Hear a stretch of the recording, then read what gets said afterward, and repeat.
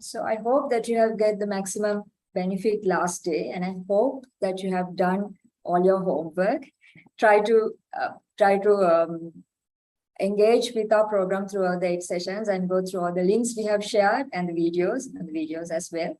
So ladies and gentlemen, let me have the honor of inviting Chief Executive Officer, Central Engineering Services Limited. Dear sir, over to you. Chief Executive Officer, Central Engineering Services Limited, Engineer LWJ Alvis. Dear sir, over to you.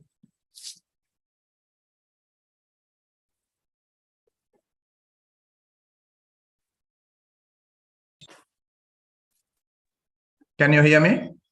Yes, sir. Yes. Okay. So good evening. It is great pleasure to address such a wonderful crowd. Last Sunday, we were able to touch nearly 2,000 participants. We were Zoom and YouTube and had a wonderful session with Engineer Priyanka. So I am quite sure that today also we will have a nice session.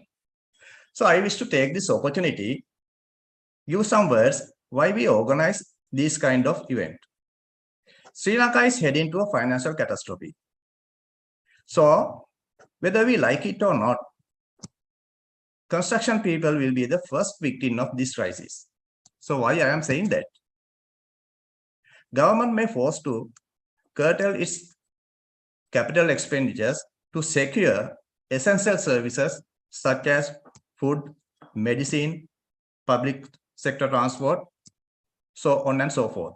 So it is obvious that most of construction projects and engineering projects will cease in very near future. Sometimes you may already experience it. As the leading self-financing government engineering organization, CCB-CSL need to quickly respond environmental changes. You learned this in last Sunday in terms of mindful contract administration. Mindfulness is not limited to contract administration only. It plays everywhere in our life if we need to succeed. In a 50-year journey, we face so many challenges. However, with our committed workforce, we were able to conquer all those challenges. So I am quite confident that in this time also, we will come out this mess. So we had a number of discussions with our top management, board directors, how to respond to this situation. We decided to downscale CCB, CSL to certain extent and let our workforce to go out and serve within the country or elsewhere in the world. And especially we asked them, come back and join with us once the situation normalizes. We believe that it is rather proactive approach rather than dropping them down simply. If we can enhance their knowledge, capacities, capabilities, adaptability to unknown destination, it will greatly help them. On the other hand, it is our social corporate responsibility to extend our hand to the society.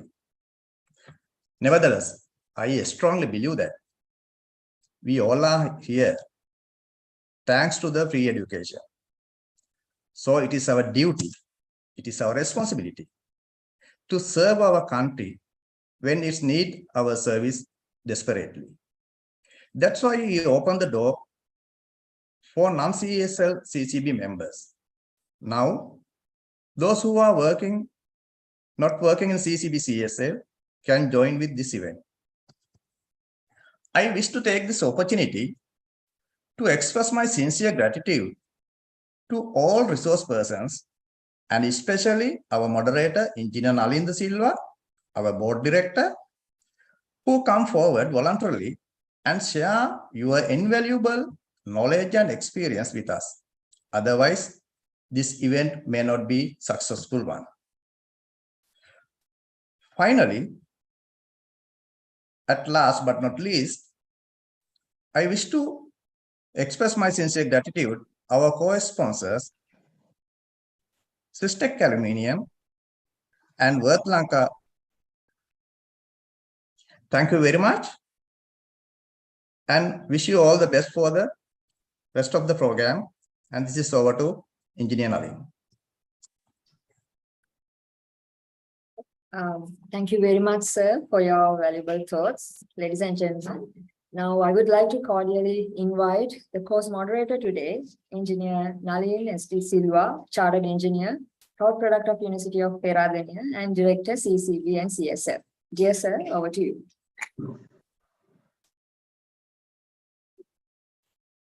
Thank you, Sarasi. Thanks a lot for your kind introduction, and very good evening, ladies and gentlemen. And we have our distinguished guest and our resource personnel, Engineer Priyanka Karunaratne, today as well. And we have experienced last week.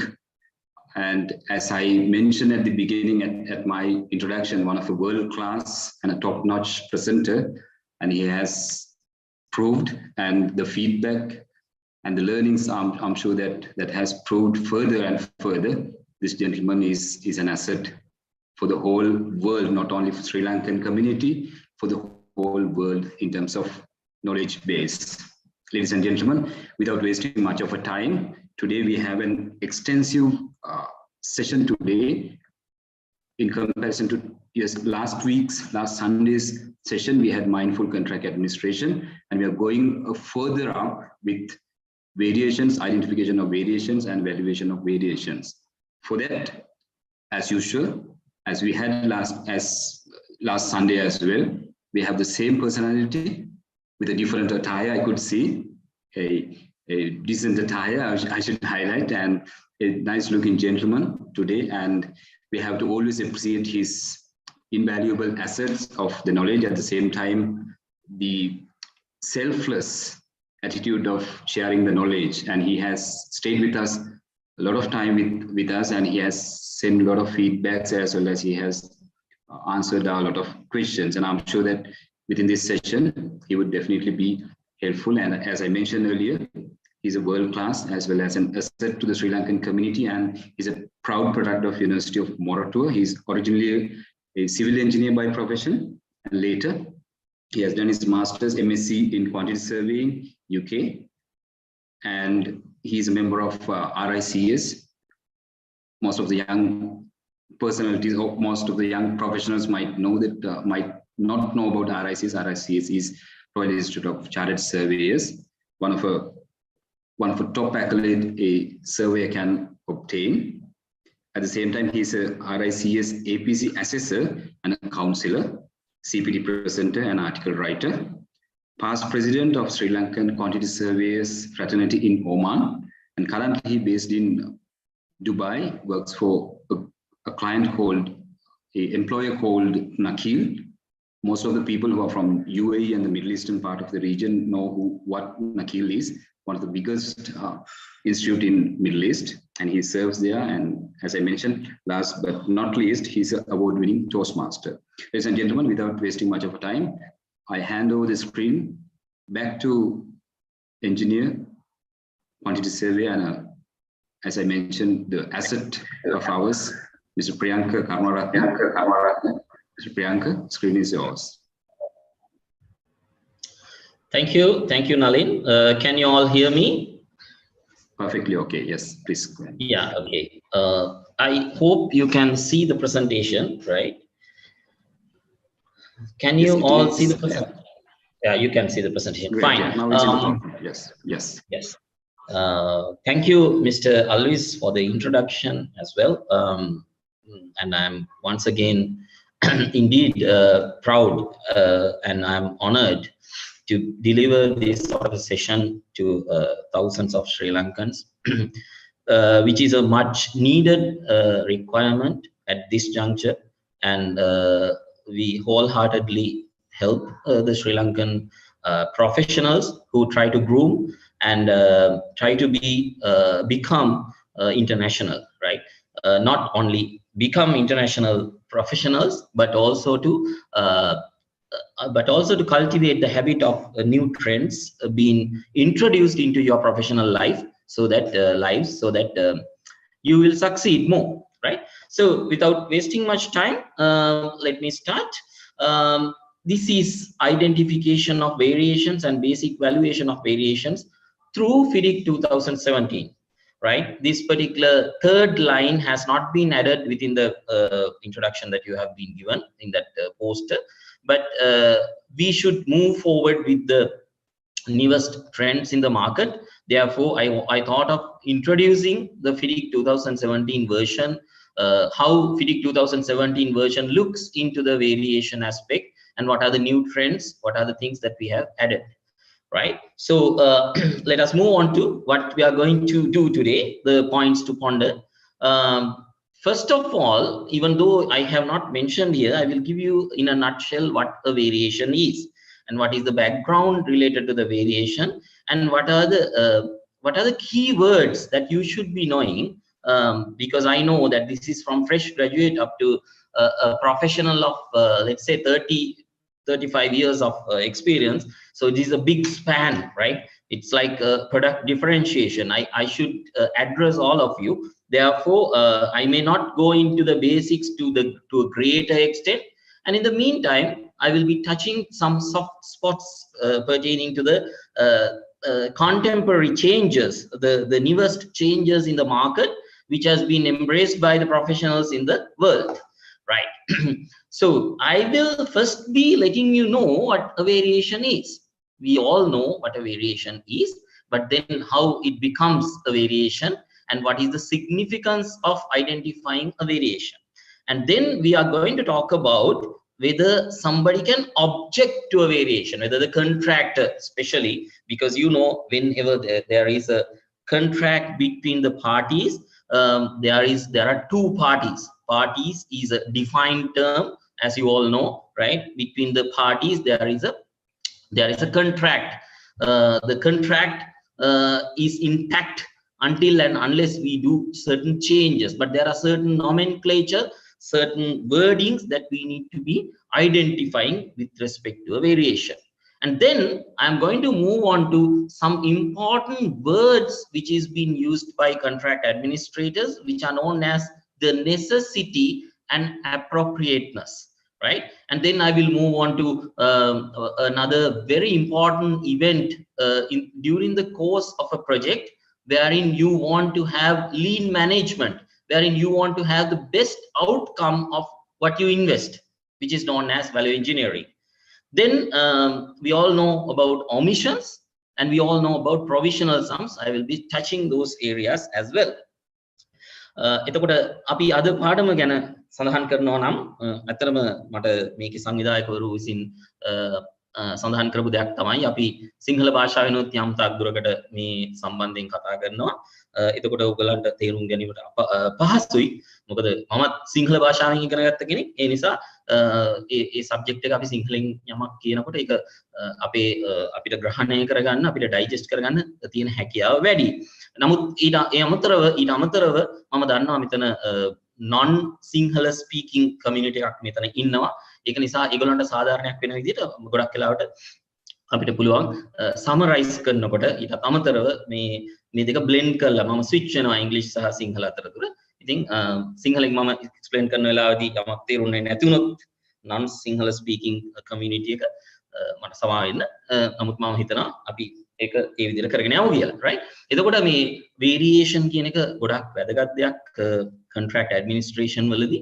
එතකොට අපි කොහොමද variation එකක් අඳුනගන්නේ? variation එකක් කියන්නේ මොකක්ද කියන එක පිළිබඳ මම යම් තාක් දුරකට ඉදිරිපත් කරනවා. ඊට අමතරව අපි variation එකක් ඉදිරිපත් කරොත් ඒ variation එකට අපිට විරුද්ධ වීමට, එරෙහි වීමට හැකියාවක් තියනවාද contractor කෙනෙක් හැටියට? ඒක වටේ සැකසුණු වපසරිය මොකක්ද, මොන දේවල් ගැනද අපි කතා කරන්න කියලා අපි එතනදි කතා කරනවා. ඊළඟට මේ වචන දෙකක් තියෙනවා, necessity කියන්නේ අවශ්‍යතාවය සහ appropriateness. ඒක කොච්චර දුරට suitableද, කොච්චර දුරට ගැළපෙනවද, අවශ්‍යතාවය සහ ගැළපීම කියන කාරණා දෙක අපි කොහොමද variations එක සම්බන්ධ කරගන්නේ. ඒක ඉතිහාසයේ පුරාවටම තිබිච්ච දෙයක්. ඒ ගැන අපි කතා කරනවා. ඊළඟට value engineering කියන එක ඔයගොල්ලෝ දන්න බොහොම හොඳ සංකල්පයක්. value engineering කියන්නේ අපි වියදම් කරන මුදලට අදාළ outcome එක, අදාළ return එක ලැබෙනවද කියලා අපි බලා ගන්න පුළුවන් දෙයක් තමයි value engineering කියන්නේ. ඊට අමතරව අපි unnecessary costs එහෙම නැත්නම් අනවශ්‍ය වියදම් කපා හැරලා ඒ කියන same function එකම same quality එකම අපි ලබා ගන්න ක්‍රමවේදයක් තමයි අපි value engineering කියලා කියන්නේ. right? ඊට පස්සේ අපි මේ dealing with omissions කියන එක මේක ගොඩක් සංවාදයට තුඩු දුන් ගොඩක් මතභේදයට තුඩු දුන් කාරණයක් contract administration වලදී අපි ඒක සම්බන්ධයෙන් ලෝකය බලන්නේ කොහොමද? පිරික් භාවිත කරන රටවල් 104කට වැඩි රටවල් ප්‍රමාණයක් විසින් මේක කොහොමද ප්‍රැක්ටිකලි ප්‍රායෝගිකව මේක දැක්කේ කොහොමද? ඒ රටවල් නීතිමය පසුබිම අනුව ඒක කොහොමද අපි හැඩගැහුණේ කියලා අපි කතා කරනවා. එතකොට provisional sums කියන එක ඔයගොල්ලෝ දන්නවා. contract එකක් sign කරද්දී අපිට යම්කිසි කර්තව්‍යයකට යම්කිසි works කොටසකට අපිට හරි definition එකක් අපිට දෙන්න බැරි වුණොත් හරියට ඒකේ breakdown එකක් work breakdown structure එකක් අපිට කතා කරගන්න බැරි වුණොත් අපි ගොඩක් වෙලාවට ඒකට අදාළ මුදල් ප්‍රමාණයක් the chunk of money කියලා කියනවා අපි ඒකට allocate කරනවා. අන්න ඒ chunk of money අපි administer කරන්නේ කොහොමද මේ variation process එක තුල කියලා අපි කතා කරනවා. right. Necessity versus appropriateness. This is a very well discussed subject. I've just used this cartoon in order to identify that there is a necessity to have seat belts when you are driving a car, right? You might have experienced that when the car exceeds 5 kilometers per hour, even a simple brake would suffice in order for you to collide with the steering wheel, in order for you to collide with the front of the car. Therefore, it's very important that you have seat belts. So this is necessity, right? The right hand side is a joke actually. When a wife is driving by the side of the husband, it's better to have a seat belt like this. It is not an insult to the ladies of the world, right? So if it is other way around, it will be the same, right? So appropriateness. Sometimes we call appropriate certain things, right? So we need to identify what is necessity and what is appropriateness when it comes to the context of a variation. So just keep that in mind and then we'll move forward. Vitiate or invalidate? What do you mean by vitiate? What do you mean by invalidate? Vitiate means that the whole contract become invalidated. The whole contract become not valid or something like that. I'll give you sort of an example. There was a coronation ceremony organized in UK, and one of the tenants, he wanted to hire a particular observation gallery, right? So they signed a contract. What is a contract? Contract is an agreement between the parties which are legally effective. Okay, but all of a sudden, this particular coronation ceremony became, they couldn't have it because the king was ill. King was not well. Therefore, that particular contract signed between the parties became ineffective because there is no event as such in order for them to exercise the terms and conditions of the contract. So that is how a contract becomes invalidate or vitiate, right? There will be another way to look at it, and I'll look into that one separately when I come into the proper context of the variation. So keep within your mind these 4 words which I'm talking about: necessity, appropriateness, vitiate or invalidate.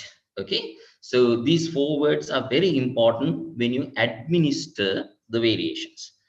Then api අවශ්‍යතාවය සහ ගැළපෙන භාවය කියන ගැන අපි කතා කරොත් එහෙම අපි අවශ්‍යතාවය කියන එක අපි ගොඩක් වෙලාවට පැන නැගෙන්නේ නීතිමය රාමුවක් තුල වෙන්න පුළුවන්.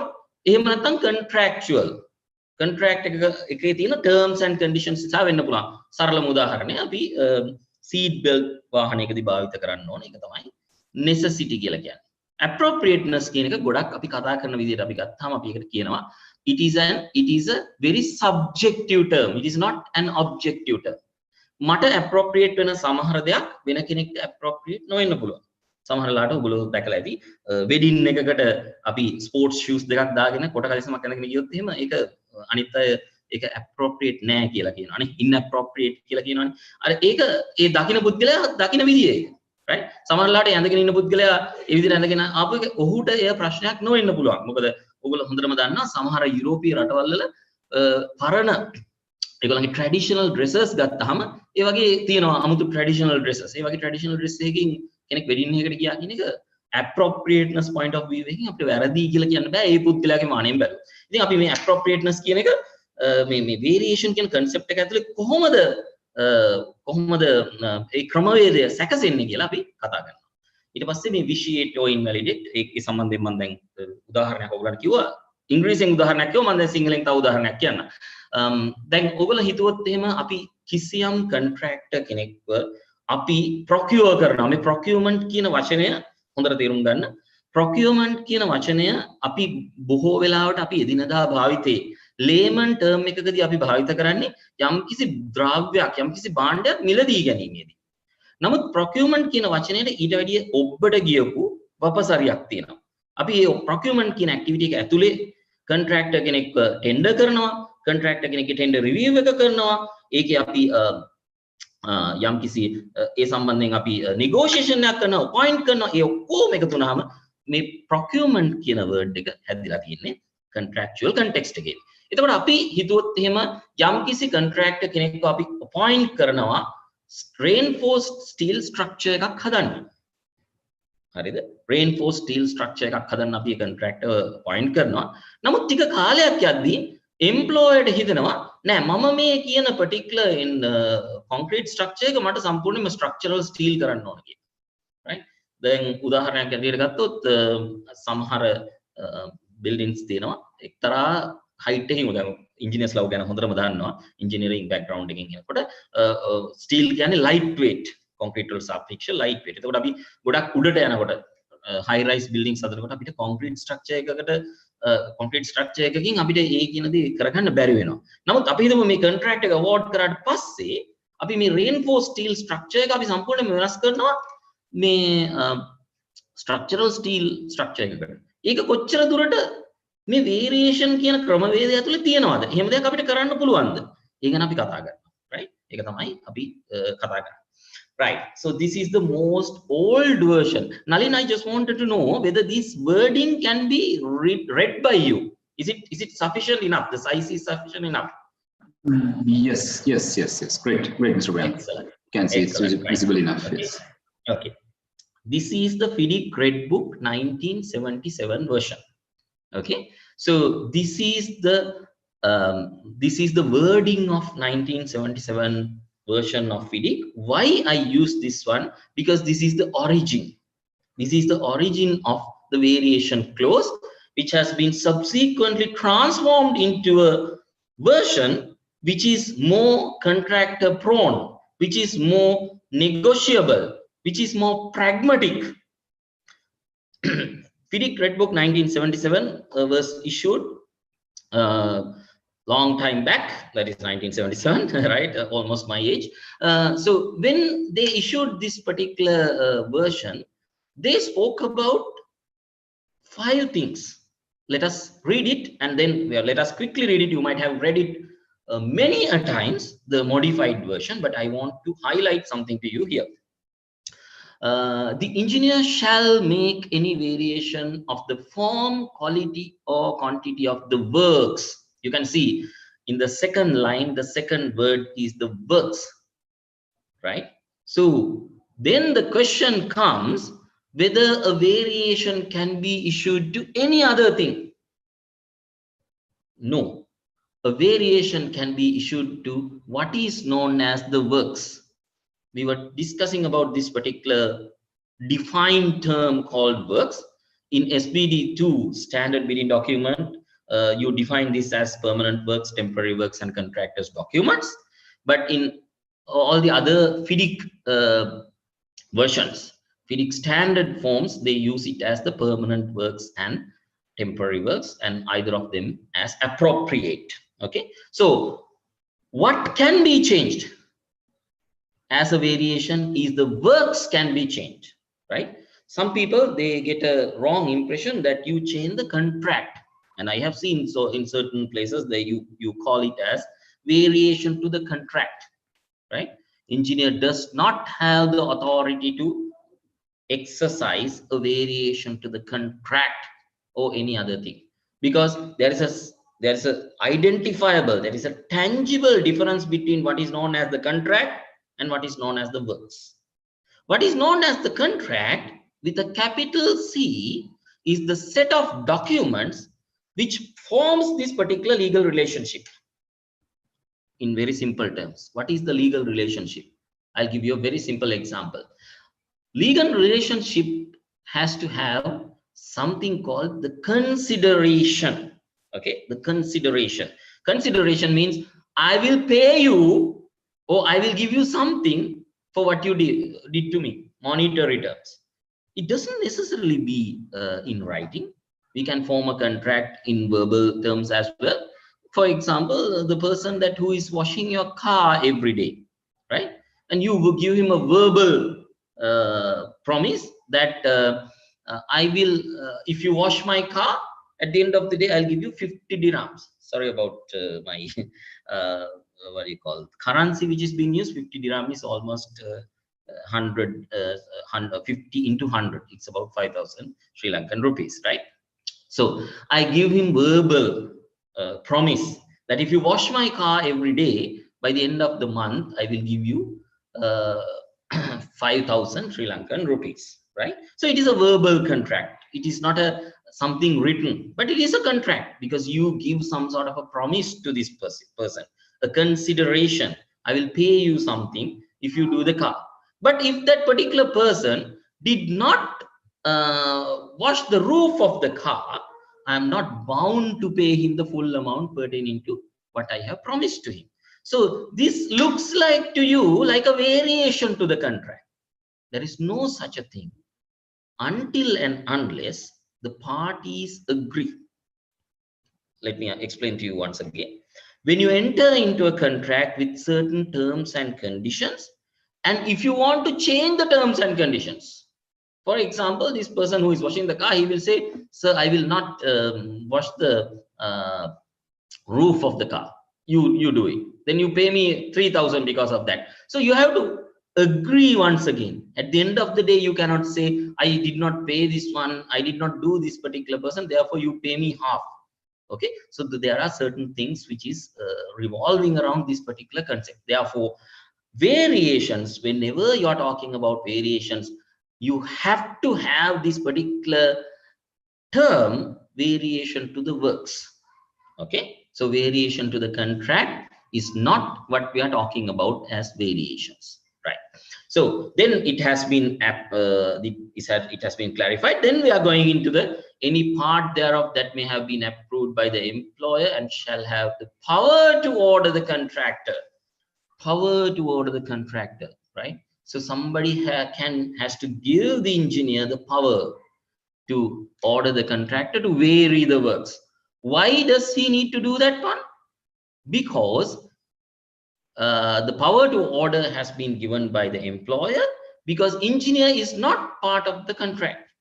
Most of the people, they are very questioned about this thing. Then how come the engineer acts as a contract administrator? How come the engineer plays a very major role when he's doing a contract as such, right? So the employer and the contractor are the people who are parties to the contract. Therefore, if a third party comes into play, you have to give them the power. You have to give them some sort of a subletting in order for him to exercise these things. So who can make the variations? It is the engineer. It is not the employer, not the contractor. Then what can be varied? It is the works which can be varied, right? Who can make the variations? That is the engineer who can do the variations, right? And then there are 5 things that the engineer can do. The first and foremost thing, as you are very well aware, very well conversant, is the increase or decrease the quantity of any work included in the contract. It's very easy, because if you are using a bill of quantities, if you are using a set of drawings, if you are using a set of specification, you introduce a change to the quantity.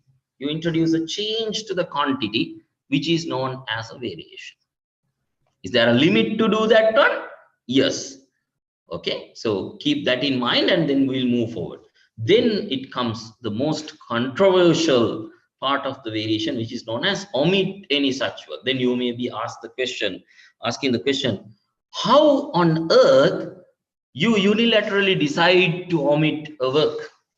Yes, you can, right? Until 1999 version of the FIDIC, of course, until SPD 2 version, the omission of any such work was construed by the contract administrators as his magic wand, as his own authority who can do that one without any complications, without any conditions, without any problem. But it is a wrong assessment, because there are certain things which are embedded within the work, what is known as omission. I'm going to talk about it later, right? And then the change the character or quality of any kind of such work. You might have observed several times, right? Instead of this marble, you use that marble, especially in this Middle East part of the world, Middle Eastern countries.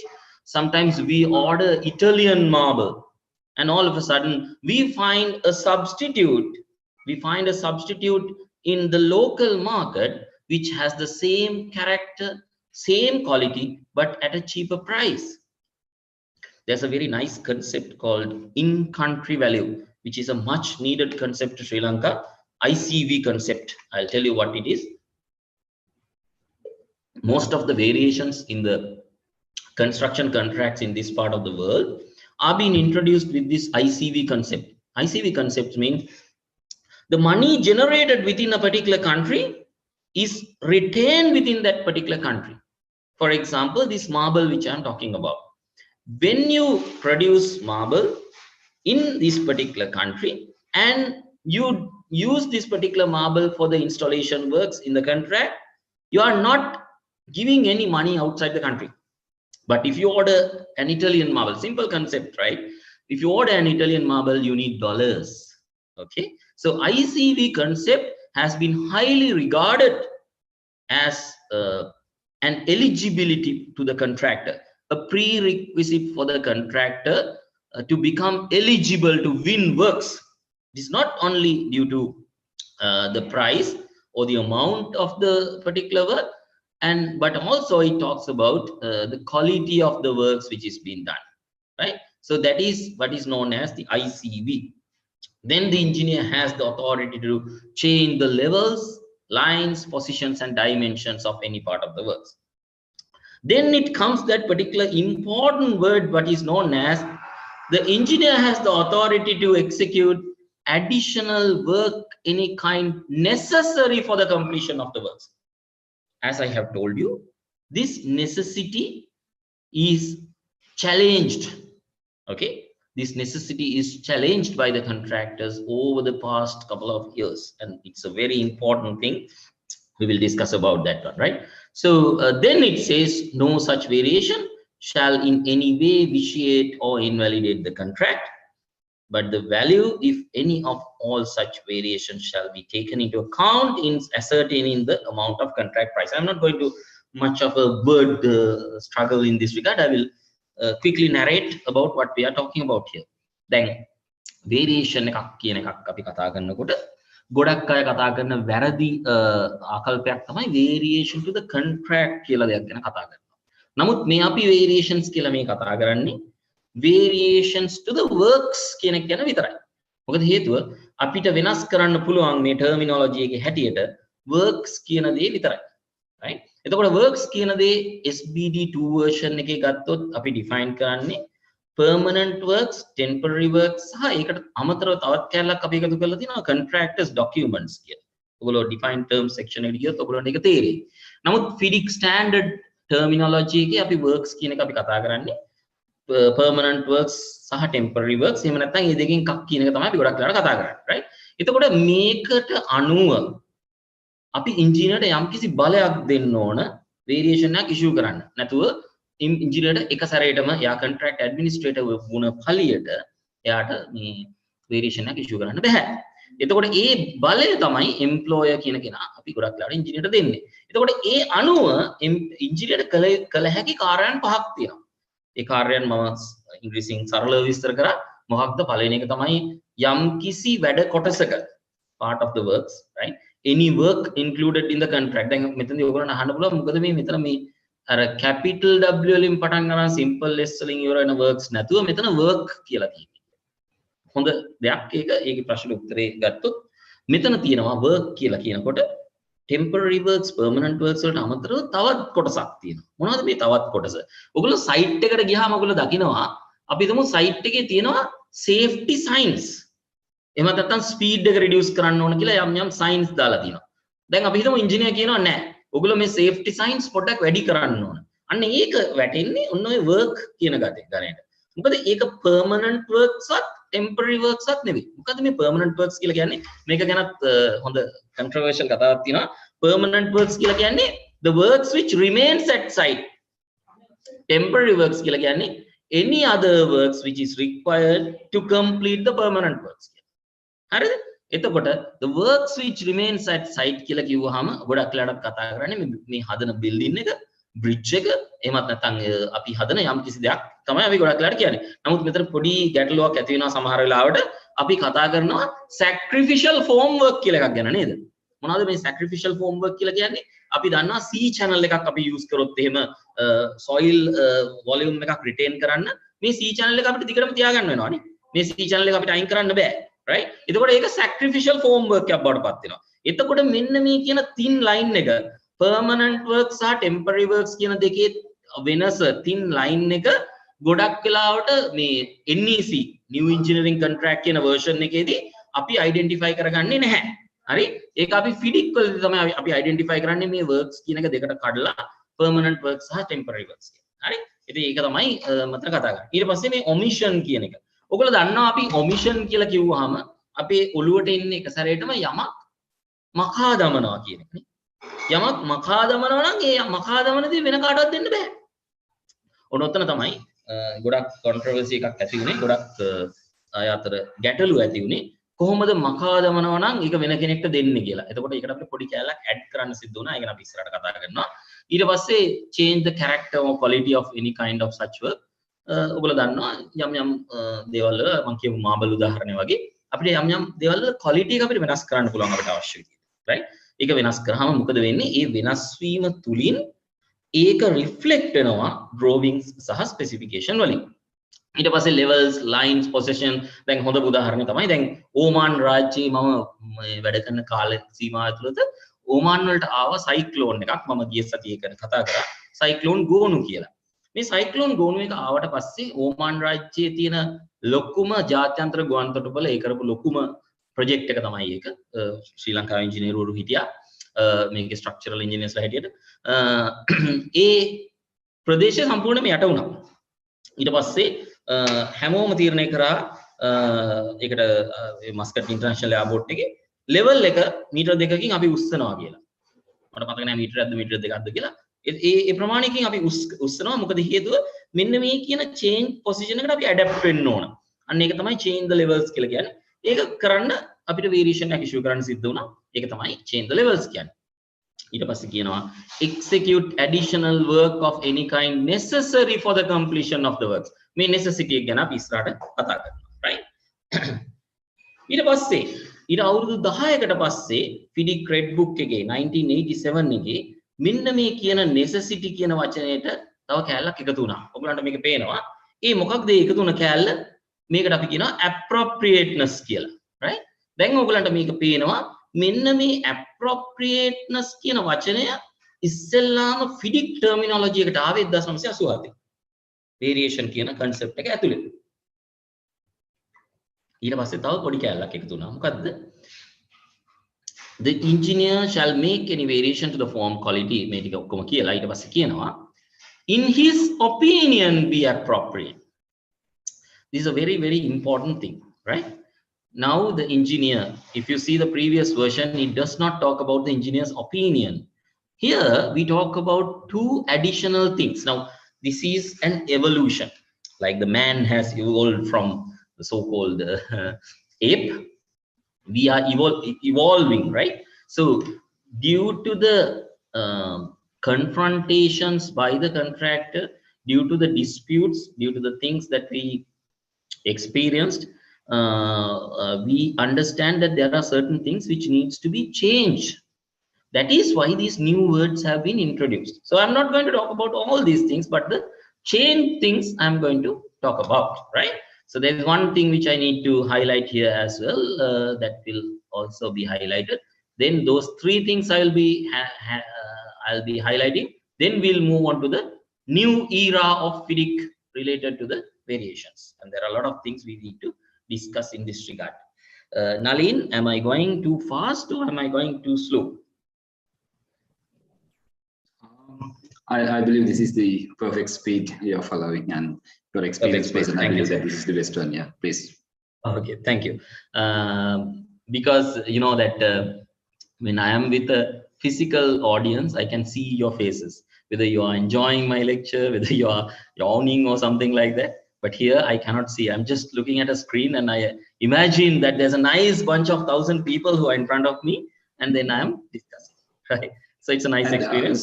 Just to make a little break, then Mr. Priyanka, there were two questions received through our WhatsApp groups. One is, I think, one of a very basic question: increase or decrease quantity is valid for lump sum contract. That was the basic question. I think we can go ahead. And the other one is controversial. An increase a contractor quoted exceptionally higher price for an item, and there is a scope change for that item. Will engineer request variation to that minimize the cost? It is simply like if you have some higher priced items, so can the engineer reduce it as a variation, or remove it and give it to somebody else, or just to omit it to do it at the latter part of the contract? So there are two areas as well. Yeah. So you want me to explain it now, or can we move forward? And no, not required. I think we better have it at the Q&A session, and we'll have we'll move into the Q&A session at that time. I just want to give some message to the audience as well. We have that attendance to be marked at that time. So we'll excellent. That's good. Once you are done with the core content, and we'll play that small video clip from our sponsors. At that time, we'll publish the attendance link as well in our Zoom and the YouTube channel. So then we can have the break of 1 or 2 minutes for that as well. Yeah, please proceed. Okay. Sure. Thank you. Right. Now, I told you there are certain things which has been added in FIDIC 1987 version. One is it talks about the opinion of the engineer, and then they added the version of the word appropriateness. And the most important thing regarding omission, they spoke about something has been added, because I told you that omission does not fit into the context of the contractor, the intent of the contract. So let's talk about it. Very interesting, right? Engineer's opinion. You might remember this particular slide. This is Dr. Bean, as they call him. All right, he was a non-performer in a UK museum. And he was taken to USA. He was sent to USA to do this particular presentation pertaining to a painting called "The Whistler's Mother." He didn't know anything about artists, because when his colleague asked about whether Leonardo da Vinci was a rugger player, he said yes. Okay, so something like that. So when Dr. Bean was asked to give his opinion about the Whistler's Mother, he said that, first of all, this particular picture is quite large. So if it is very small or microscopic, nobody will be able to see that one. It's a very valid point, isn't it? Right? But engineer's opinion is not something like a person who doesn't know the subject. Engineer's opinion is, engineer is known as a trained contract administrator who is supposed to have the know-how, who is supposed to have the expertise, who is supposed to have the experience pertaining to the change. So now let us go back once again where this particular word opinion has been mentioned. And it says, in his opinion be appropriate, he shall have the authority to instruct the contractor to do the contract and shall do any of the following. Right. So the opinion can change, right? Engineer's opinion sometimes can be subjective. Engineer might think that this is correct. Engineer might think that is not correct. Therefore, even though he is an experienced person, there is no independent way of measuring whether the engineer's opinion is correct or not. This is where the question came into play. Therefore, FIDIC decided that engineer's opinion is not a word which is appropriate to instruct a variation. Okay. Therefore, it has been subsequently omitted in certain places, and I'll let you know how it has come into play. Then we were talking about necessity, as I have told you. Necessity arises, actually in my YouTube channel, I spoke about this necessity versus appropriateness. You can see in one of the videos which I have published. Necessity arises due to two things. One is the legality, the legal context. The other one is contractual context, right? I'll tell you what is the legal context. You know that when there are two buildings in close proximity, there should be a way for the fire trucks to enter into any place of the building in the case of a fire.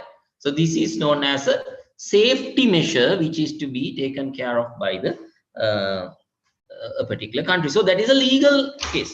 Now, all of a sudden, let's say the government decided that all the buildings, previously there was a gap of, let's say, 5 meters.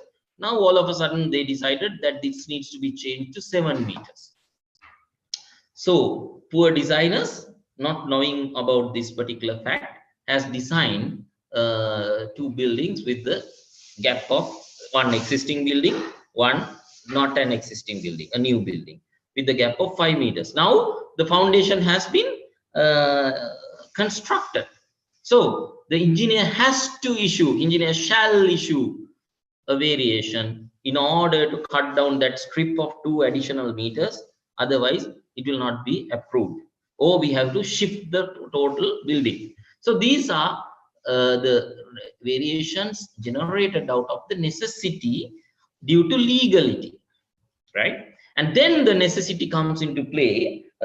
Since there are many structural engineers here, there is nothing to explain about this one. Concrete is weak in tension. Okay, concrete is weak in tension. Therefore, that is why we have more reinforcement towards the bottom part of a beam or a slab, right?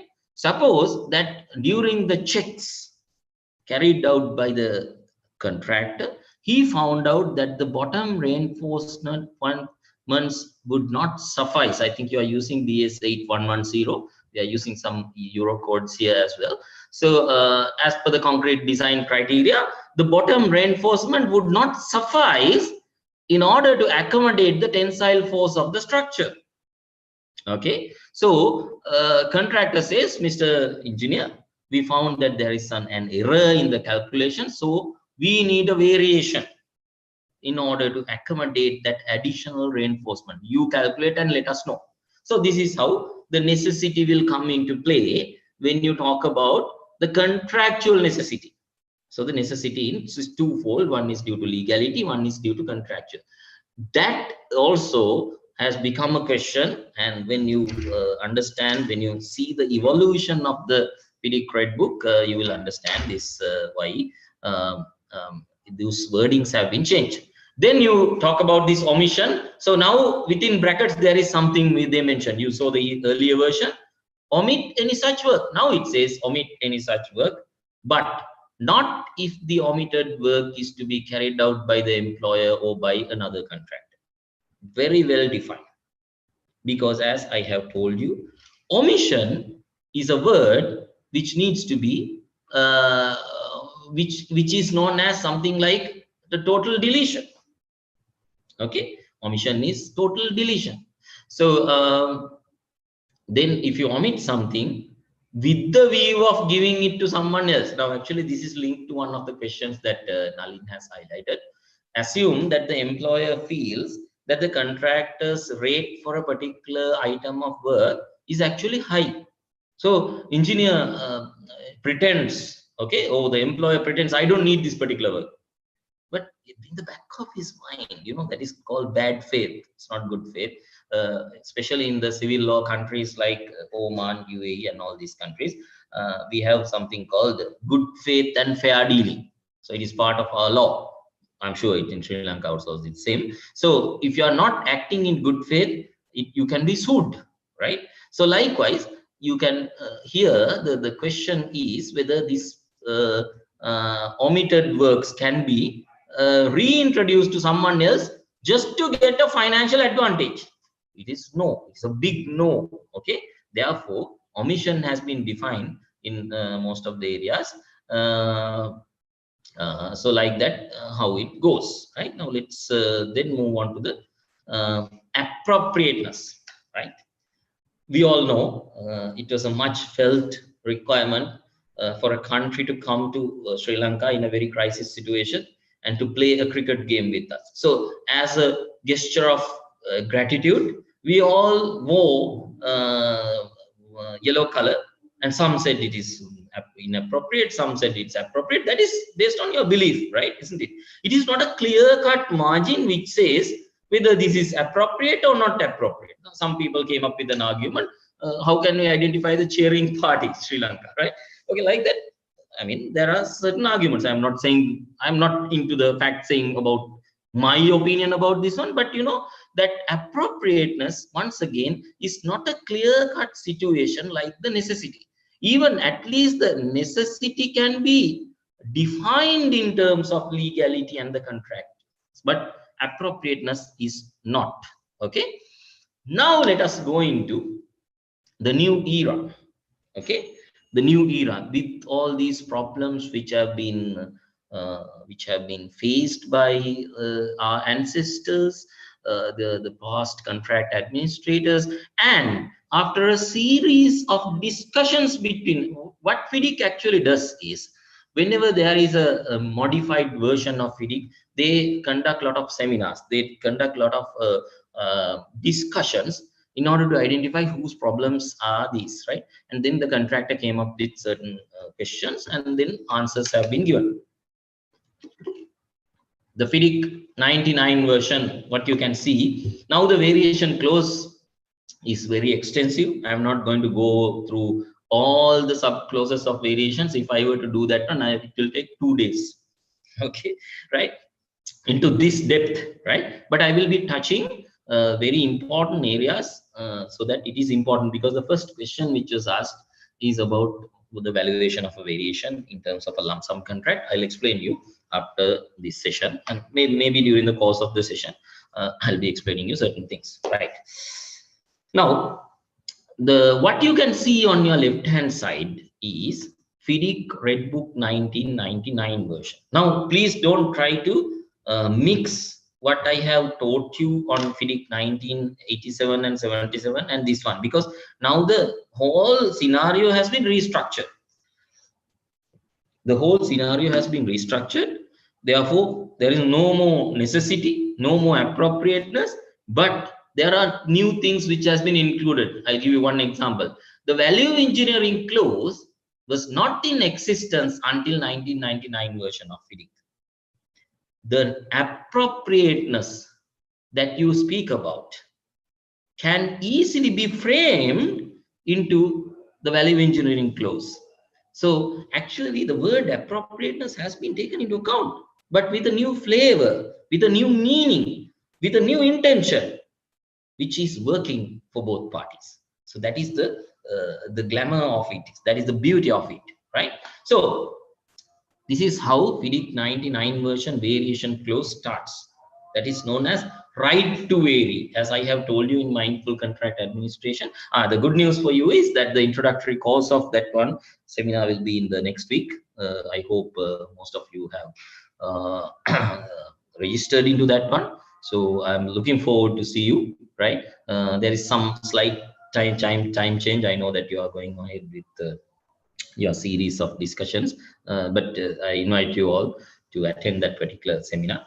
It will be worth, right? So variations may be initiated by the engineer. See, the first few terms specifically says may. Okay, may is a defined term in FIDIC 2017 version. Defined in the sense identified term. It is not a defined term. Actually, it is an identified term.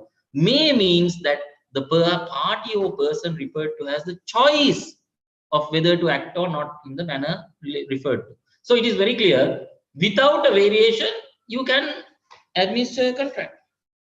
Simple as that. Without a variation, you can administer a contract. That is why it says it is not compulsory. It is may be initiated by the engineer. So it is discretional at any time prior to issuing the taking over of the works, either by an instruction or by a request for the contract to submit a proposal. Now, what is this? This is a new trend. Okay, it talks about two things. Actually, previously, when engineer instructs some, it is like a one-way valve or something like that.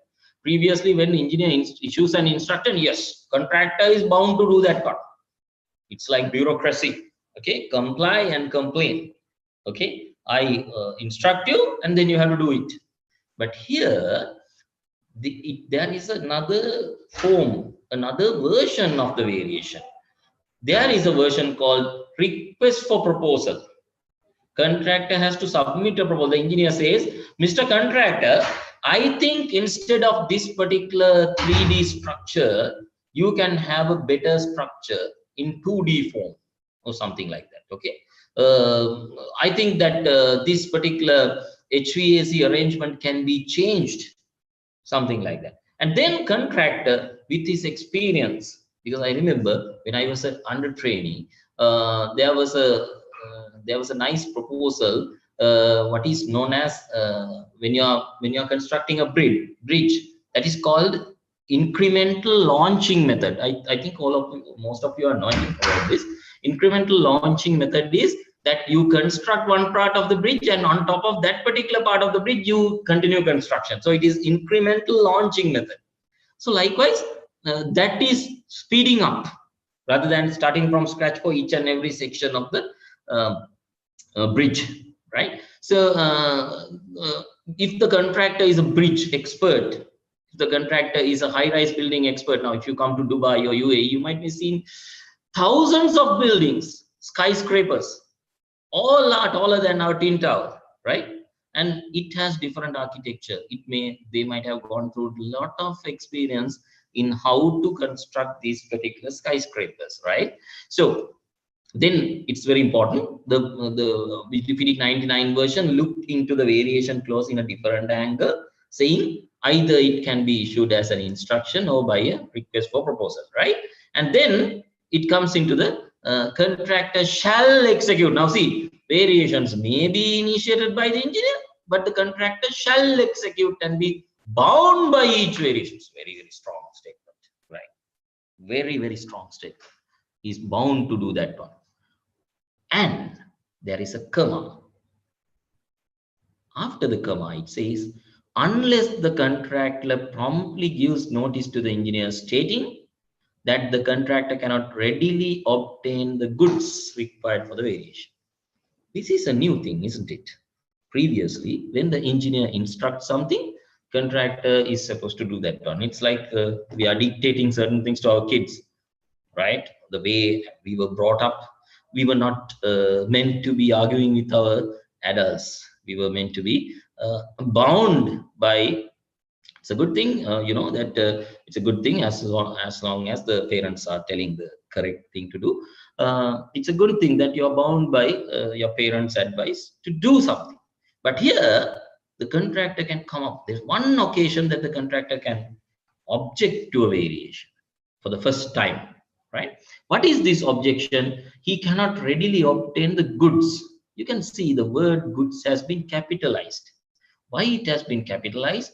Because goods is a defined term which comprises of 4 elements, which is known as the material, plant, temporary works, and the contractor's equipment. If you see the definition of the goods, it talks about 4 things under the purview of the word goods. Materials, which starts from capital M, plant, which starts from capital P, the temporary works, and the contractor's equipment.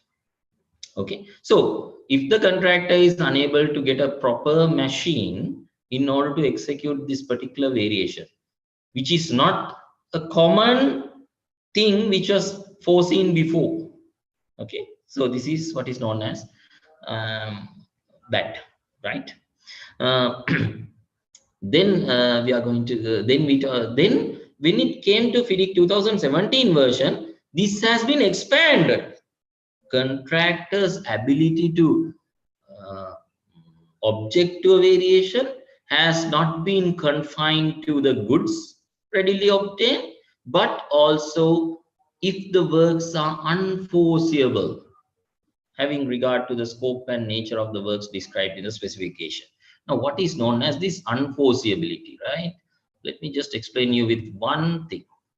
Oh, no, not this one, right? Unforeseeability. I have not done that one, right? Okay, fine. Oh, this is good. This is a good thing. Forget about the wording in this one. I just wanted to concentrate on that a nice technical cricketer called Sangakkar, right? Unforeseeability. When a bowler balls and the batsman is not in your side and you are the keeper, you have a very good connectivity between the bowler and the wicket keeper. But the wicket keeper cannot anticipate where the ball pitches, isn't it?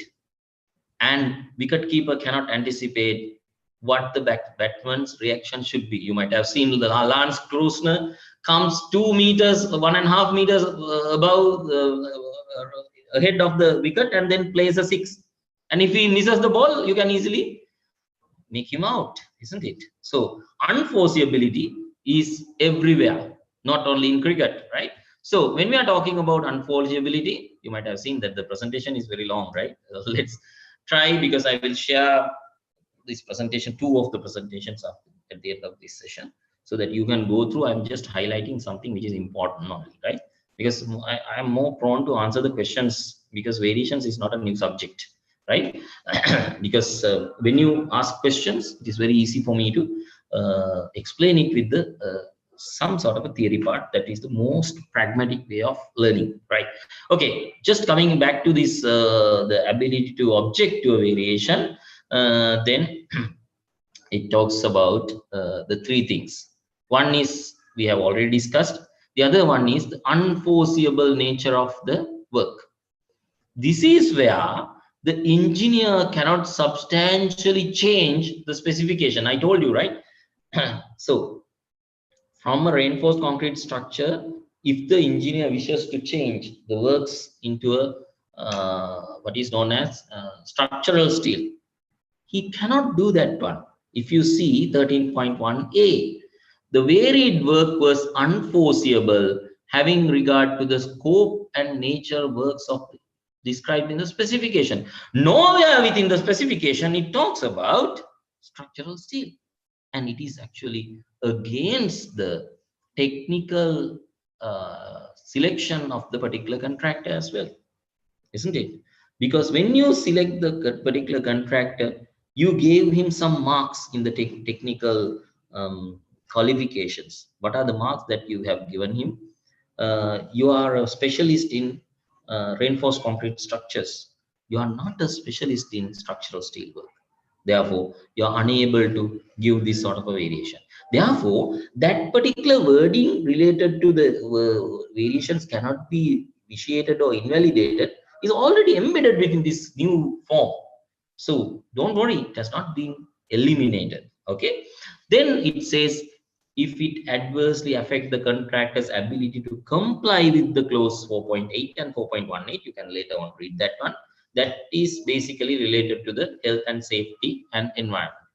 If the engineer issues an instruction or asks for a request for proposal and subsequently issues a variation which is detrimental to the health and safety or the environment, you can challenge that.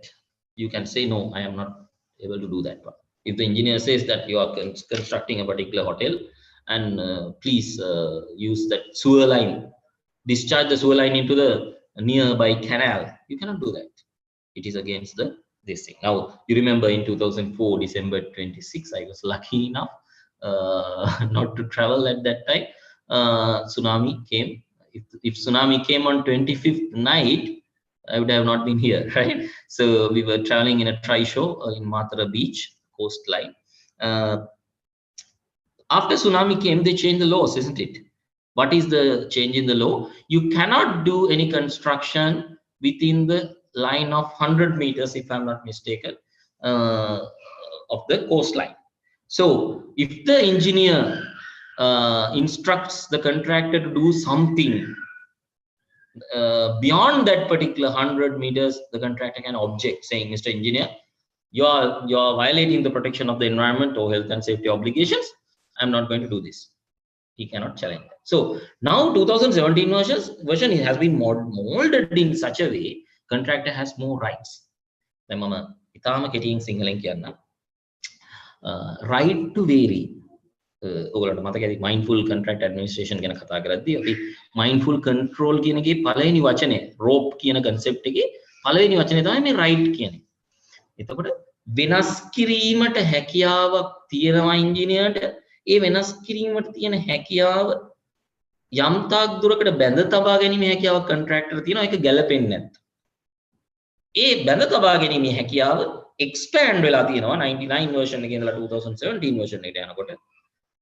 අලුත් දේවල් add කළා. පළවෙනි එක තමයි අතන 99 version එකෙත් ඒක තියෙනවා. ඔයගොල්ලන්ගේ SPD 2 එකෙත් ඒක තියෙනවා. goods කියන දේ. goods කියනකොට ඒකේ element හතරක්යි තියෙනවා. materials, plant, temporary works and contractors equipment.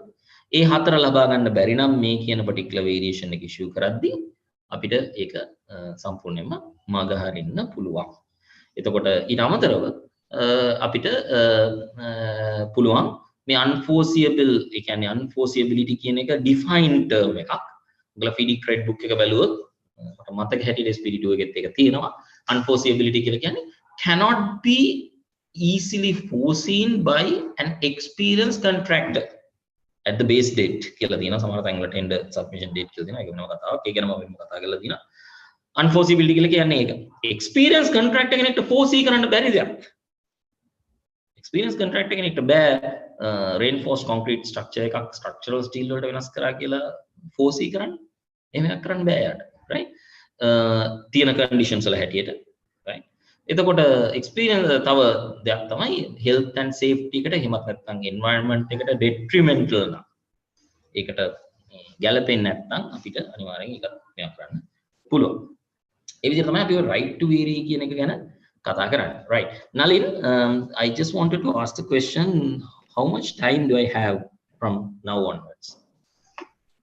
Yeah, I think if you can stop by 9 o'clock or 9, because now it's 8:40, then we can go for Q&A, at least 30 minutes of Q&A, so we can go up to 9:30 maximum. So exactly. So I will wrap up in 15 minutes time. Okay. Right. Great. Okay. Right. So this is right to vary. So don't worry, because I have prepared a presentation with all the clauses in FD. As you can see here, it is about 39 slides, but I will be explaining you some more important things that you should be knowing. You might have heard about this concept a lot. I don't have to explain this to you. And there is a video named Value Engineering Rainbow, which is uploaded by me into Mindful Contract Administrator. And you will more or less, you will find the content of that one. But I will have to just explain you certain things, right? The most, let me say newest, okay? The most recent definition of value engineering as looked into by, actually it is not G, I changing this all the time, right? This is Duncan Cartledge. Duncan Cartledge is one of my lecturers when I did my MSc. A well-experienced quantity surveyor. You can find him on LinkedIn, and he was the one who wrote this particular book called New Aspects of Quantity Surveying Practice. It is very useful for chartered quantity surveyors, as well as contract administrators, engineers, architects, everyone. It says, what is value engineering? I'm not going to talk about the value engineering rainbow. You just watch the video, then you will love it. You will get to know this in a different perspective. It is a disciplined procedure directed towards the achievement of necessary function for minimum cost without detriment to quality, reliability, performance, or delivery. You might have heard about quality and reliability. Discipline procedure, you might have attended workshops pertaining to value engineering, value management. Then necessary function, necessary function, what does it mean? And minimum cost, yes, of course, cutting down the cost. Very simple example, the simplest example that I can tell you is, why do you have what do you call these barriers whenever you are having when you impact your car, right? In corner guards of the buildings, right? You might have seen there are in garages and car parks, there are corner guards fixed into the walls and the roads, as well as the columns. So corner guards doesn't need to be put to the full height of the car, because the vehicle shape is concave, right? Vehicle is not like that, except for the buses. Most of the vehicles, the widest part of the vehicle is at the bottom, isn't it? So even though a vehicle hit a particular wall, the damage will be minimum, right? So therefore, instead of having a full height corner guards, they reduce the corner guards. See how it has cultivated the habit of value engineering. It is a disciplined procedure. They might have gone through proper studies of studying the height of the car before reducing that one. And the necessary function, what is the necessary function? In order to avoid the collision of a car into a concrete structure, isn't it? So it has already been satisfied, because if it is a concave structure, you don't need to have the full height, only the part which is hitting. And minimum cost, now you reduce the height of the corner guard so that the cost will be minimized without detriment to quality. This is the very important part. The corner guard, you are not giving a low quality corner guard. It is the same material, same durability, same thickness, same warranty. Everything is the same. Only the height has been changed. The reliability, it is the same. Performance is the same. Then the word delivery, I specifically, I didn't understand when I read this particular definition, and I specifically asked from the horse's mouth, the person who has written, Dr. Duncan Cartledge. He said, Priyanka, delivery means as a whole, you should deliver the project on time and at the cost, which is specified, and with the quality. Time, cost, quality, and sustainability is another aspect as well. So delivery means the project as a whole. So that means any value engineering proposal cannot object or cannot go beyond the delivery of the building. This is what it says simply. So value engineering කියන එක අපි ගොඩක් අය දන්න දෙයක්. මේකේ definition එක ගැන තමයි මම මේ බොහොම සරලව ඉංග්‍රීසියෙන් මේ කතා කරේ. ඒකේ definition එකට අලුත් වචන එකතු වුණා. මේක ගොඩක් chartered quantity surveyors ලා පාවිච්චි කරනවා. ඉතින් ඒ වගේ දේවල් අපි කතා කරමු. Right? Value engineering ගැන example එකක් I have put an example also, you can go through that one. Right? Most of the things which I have discussed here has been related to the variations, and I wanted to explain a very important thing regarding the recent Ukraine war. Actually, this was a case study which I have done. The contractor has notified that a particular type of steel structure instructed under variation cannot be procured due to Russia-Ukraine war. Question mark. Okay, because subclause 13.1 of PD Cred Book 99 talks about the damages, okay, the damages related to a particular, subclause 13.1 is actually right to vary. Subclause 17.3 and 4 talks about employer's risk. There is one of the employer's risks, let's say, loss due to procurement of goods in Russia and Ukraine war. This is the contractor's argument. He says loss due to procurement of goods. Nowhere within standard FIDIC it talks about loss of procurement of goods. It talks about loss for the works.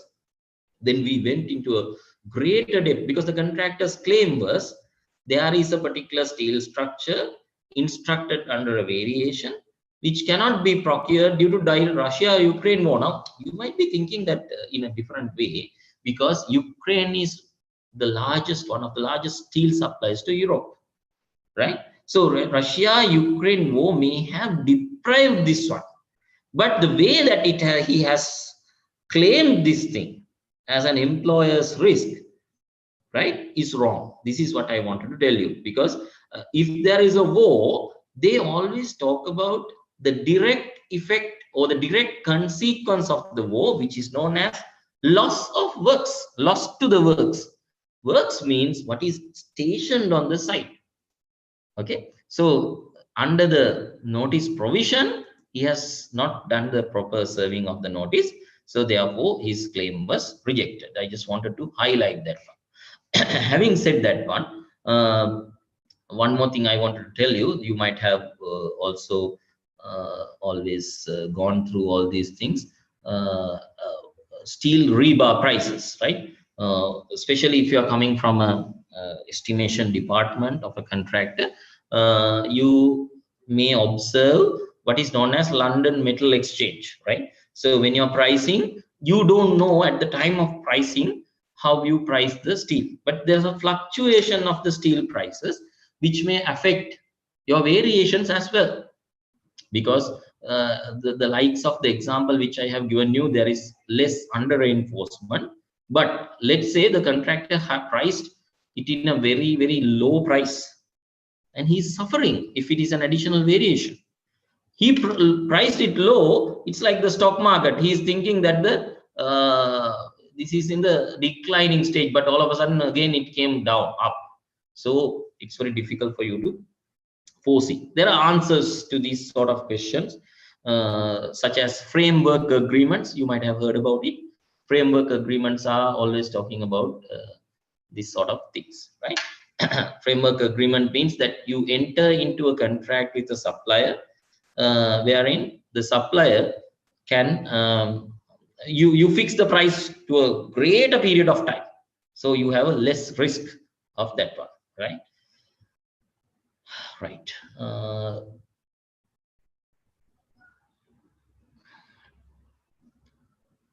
Regarding this omission, which I wanted to tell you, right? As I have told you, omission is like you cannot take certain things out of the contract and give it to another party. It was clear to all of you, as I have explained to you. Let us come back to what is known as the variation clause once again, right? Because there are a lot of sub clauses related to the variations which I have listed here, but I'm not going to explain everything about that. Let me explain one thing which slipped through the seals, which is known as the provisional sums, right? Yes. Let me quickly explain this one. It is more or less the same, but let me explain you what is the identification of a provisional sum. Actually, when you sign a contract, you allocate a certain amount of money for a provisional sum. For example, let's say there's a mountain to be cut and carted away, right? But you haven't done a topographic survey of that particular mountain. Therefore, you just look into the outer area of the mountain and do some quick calculation, and then based on that calculation you put a sum and particular amount, but you may not be using the whole amount which has been allocated, because always, you know, the quantity surveyor is assessing it in a higher value. So adjustment of provisional sums is not considered as a variation in the first instance, right? If you change something to the works, and if you well define the works, right, than what has been given in the initial contract. It's a very tricky thing, please understand, okay? If you have given the real topographic survey amounts related to the mountain, and then you give a provisional sum, yes, that you're going to change something, okay? So adjustment provisional sums is normally considered as a separate entity in a final account. You might have seen that. So this variation clause is always talking about the variation to the works, but please be mindful, you cannot ask the contractor to delete a particular line item in the BOQ because it's wrong, okay? It is not a variation. How it is defined is a drawing says what to do and a specification says how to do it. So whenever you instruct a variation, what you normally used to do is you ask the drawings to be changed, you ask the specifications to be changed, and accordingly the BOQ can change. So this is the mechanism of the variation. So this is what is about that one. And then let us come back to what we were talking about. We spoke about what is variation, what is revolving around a variation, and whether the contractor can object to a variation. Now you know the reasons why it can be objected. And we spoke in length about necessity and appropriateness of a variation. And then we spoke about value engineering. Value engineering, there's an exercise which I put. I'll give you a very little example. Value engineering, not a cost-cutting exercise. You all know that, right? If you ask for a Camry car, and at the end of the day, contractor builds a Corolla car, it is not value engineering.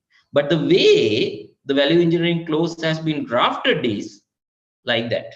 There are certain areas wherein the employer anticipates certain savings. When he anticipates certain savings, you can do such adjustments as such, right? There are some videos which I have posted on value engineering, so you can go through that one. Then dealing with omissions, as I have told you, the employer or the engineer is not empowered to perform omissions to his own whim and fancy. It has to be justified. And then I spoke about the provisional sums. Okay, so now we are coming into the end of the session. Nalin, over to you. So the questions I can answer now. Thank you very much, Mr. Priyank. And this message is for all the participants. We'll be having a little break of maybe maximum of 2 minutes of publishing these certain sponsorship advertisements. Meantime, you have the attendance link in the chat box. Number one, in the Zoom as well as in the YouTube. Now you have the chat. Now you have the link to mark your attendance as a Google form. So please mark the attendance. We will keep it open for only 15 minutes. So it's 9:56. We'll keep it until maximum of 8:56. So we'll keep it until maximum of 9:15. So please mark your attendance. It is essential to have your attendance to be marked. You can either click the link in your Zoom as well as in the YouTube. So Sanjay, Mr. Priyanka will have a 2-minute break to have some sponsored video links, and I have compiled certain questions. At the same time, I would rather happy if you can take 2-3 minutes to give some insight about the valuation of the variations as well. So we are okay with what is mentioned in the BOQ. If you have the BOQ rates, it is quite obvious. We can make the valuation, but please take some 2-3 minutes to explain something which are not in the BOQ, something which are not defined, how we can go with the valuation of the variation. And there were some questions. You can amalgamate that question as well. There was a basic question: what is the difference between variation and the extra work? Variation and the extra work. So we'll have that discussion a little later. And Sanjay, can we have this advertisement to be played? Then we can have a 2-minute break. Yeah. And right, please go ahead.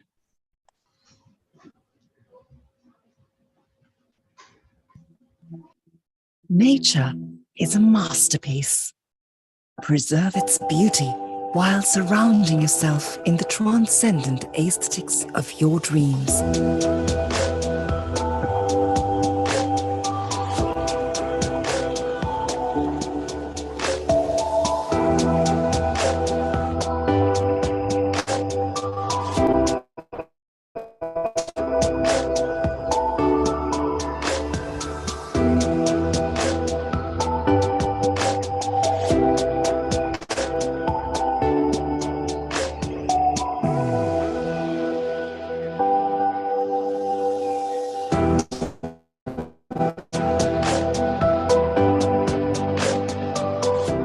Embrace a world of elegance and sustainability with Swisstech Aluminium. Swisstech Aluminium. Live in elegance.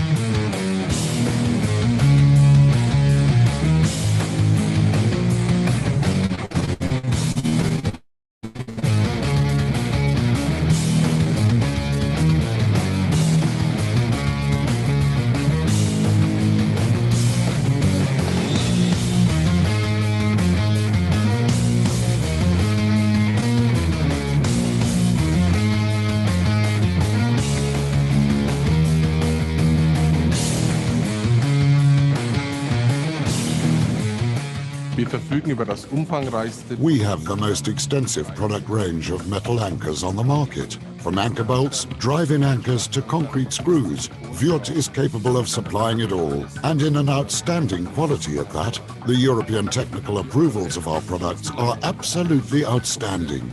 The engineering services we can provide for our products give planners the good feeling they can rely on Vught in this field.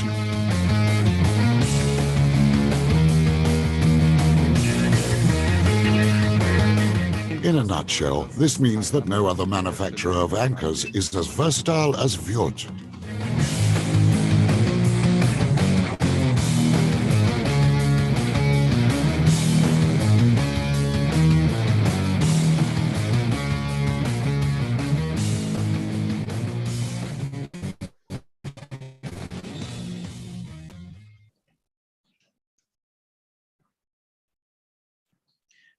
Thank you very much. And there are some messages from many of the participants that you have lost your connectivity.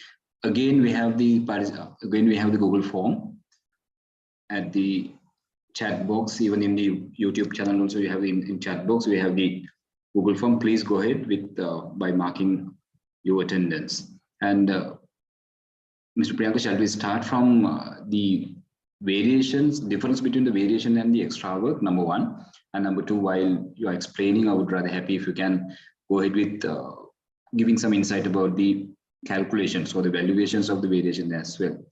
You are muted right now. Okay, right. Yeah. Okay. The difference between extra works and the variations. Actually, works, when you are talking about, if you take the 1987 FIDIC version as well, it talks about additional works, it talks about extra works, right? And there is an omission of work as well. So there are three elements into that one. Actually, additional works means you are changing the same item, right? And you are changing the quantity of the same item. Extra works means certain items which are not anticipated within the BOQ, contract BOQ. And we actually, in this part of the world, we are using the word called the star rates. We develop an additional rate in this to that one. So that is extra works. So if I say, since you're from a mathematical background, it's easy for me to say, if variations is a full set, you know, set, extra works is part of the variation set, okay, sub element. I think it's clear, right, Nali? Yes, understood. Okay. And may I go to, there are hundreds of questions comes into the chat box and the WhatsApp group, so I'll pick some of them with the limited time. And please, ladies and gentlemen, if you have any question, please don't repeat the context, and please don't try to have it slight changed questions. We'll try to go with the concepts. So, okay, the next question, when we prepare a variation order to pay for additional works, normally we consider about the contingencies and savings in the approved BOQ. But we don't consider the savings of provisional sums as savings in the BOQ. What is the reason? Yes. Now it is like this. When you assess the provisional sum, the contractor, when he is pricing the BOQ, he knows the exact amount of the provisional sums. Okay. Provisional sums is an allocation of chunk of money. The contractor's overhead and profit element, the risk, or any contingencies that he may have taken into account is not reflected within the provisional sums. If you take two contractors, for both the contractors, the provisional sums are the same, right? So the measured works area is the element that is susceptible to that sort of changes. I think you understood that one, right? Yeah. Is that the one we called as the effective contract sum? Is it? Exactly. 100%. 100%. Effective contract sum, yes. And I have a technical issue. That's the question. In a measure and pay contract or project, we were given an area to be post-tension. But now the area has been doubled with new changes. Can the contractor go for the, I think this is about not the area, like maybe the current prices of the prices, it has been doubled the cost. Can it be a variation, or is it a special circumstances? Yeah, see, now I'll give you a very simple example to this one. Now, if the area has been doubled, you might be asking the question whether the rate is also susceptible to change, right? Now it's like this. Suppose you have to erect 5 light poles. Okay, you have to erect 5 light poles, and the contractor has priced for this particular light pole in anticipation that there is one truck who can accommodate only 5 light poles. Suppose you instruct 6 light poles, or you instruct 7 light poles. Okay, so you need 2 trucks. You need 2 trucks to transport 7 light poles in place of 5 light poles. But 3 of them are redundant. As opposed to 10, you need 2 trucks. Then it will be divided by 7, not divided by 5 of the cost of the truck. Therefore, if the quantity is doubled, right? First and foremost, you have to understand what is there a mistake, right? If there is any sort of a mistake, you have to understand that that needs to be corrected. But quantity doubling, in the sense, it seems to be me like it is a variation which was issued. So not only the quantity, but also the rate can be challenged. There are certain criteria which is given in the VDCRED book as to how you can calculate that one. Thank you very much, Mr. Priyank. And I think this is very important question for everybody. This is about the precedence of the documents. I think this is one of a controversial, and most people struggling to find out. And sometimes the contractors say my BOQ, the drawings are the preceding documents, and the consultant say in executing a work, what is the order of importance of these documents? Approved drawings, BOQ, and specification. As an example, if something is not mentioned in the drawings and in the BOQ, and if the consultant asks him to carry out because it is mentioned in the specification, can we claim a variation? I think this is applicable for mostly the lump sum contracts. So contractors are struggling sometimes, something which might not mention in the drawing, but which is in the BOQ, and sometimes the other way around. And sometimes if it is not mentioned either BOQ and the specific drawing, still something is mentioned in the specification. So how do we account for this situation? How do we manage this sort of a situation? Yes. See, first and foremost, most of the people have a wrong notion that you penalize the contractor. So get rid of that idea. Okay, penalizing the contractor, you have to get rid of that idea. First and foremost, the question which needs to be asked by the contractor is whether this is necessary for the completion of the works. Suppose the specification says something and the drawing says something. Yes, of course, there is something called priority of the documents. Specification is above the drawings in FIDIC 2017 and 99 as well. But they, as a whole, they explain each one with the other, right? Just for pricing purposes only, that particular priority came into play. But when the contractor has a confusion, because there are 2 different purposes. Okay, please understand. Drawings says what to do.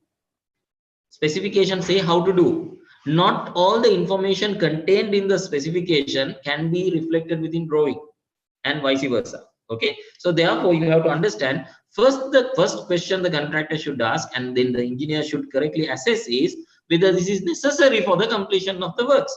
Based on that, you have to take into account whether the part which is mentioned in the specification has to be done or not. If in case the priority of the document, the contractor has priced in accordance with the specification, right, and the drawing says something more than the specification, yes, it will trigger a variation. That is understood, right, based on the